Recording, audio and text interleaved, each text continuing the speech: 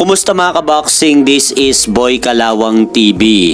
So matapos nga pong manalo noong linggo mga idol ni newly crowned WBC World Welterweight Champion King Ryan Garcia kontra kay Mario Barrios via unanimous decision, ay naglabas na po ang The Ring Magazine ng kanilang bagong top 10 welterweight ranking ngayong araw.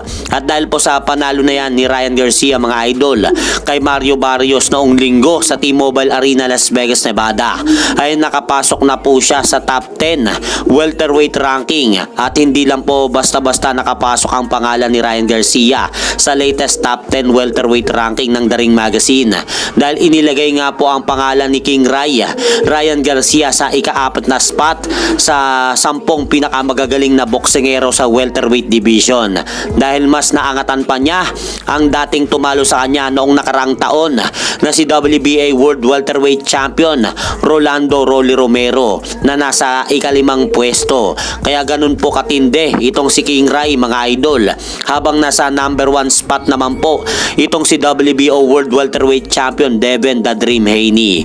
At speaking Ryan Garcia mga idol, nagkasagutan nga po sina Ryan Garcia at Shakur Stevenson sa social media, dahil sinabi nga po mga idol ni Ryan Garcia kay Shakur Stevenson na kalimutan na daw nila ang napagkasunduan na catchweight sa kanilang magaganap na laban, dahil totohanin na lang daw nila ang laban. Dahil sinabi nga po mga idol ni Ryan Garcia kay Shakur Stevenson, gusto daw niyang kunin ang WBO belt sa harapan ni Shakur Stevenson na parang inagaw. At dahil po sa patutsada na yan mga idol ni King Ray kay Shakur Stevenson, sumagot naman po itong si Shakur Stevenson sa mga sinabi sa kanya ni Ryan Garcia.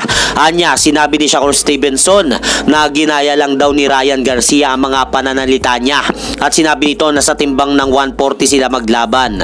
At sa kabilang banda naman mga idol, nagkaharap na po sina WBO World Heavyweight Champion Fabio Wardley at Daniel Dynamite Dubois sa ginanap na press conference kahapon sa Manchester, England.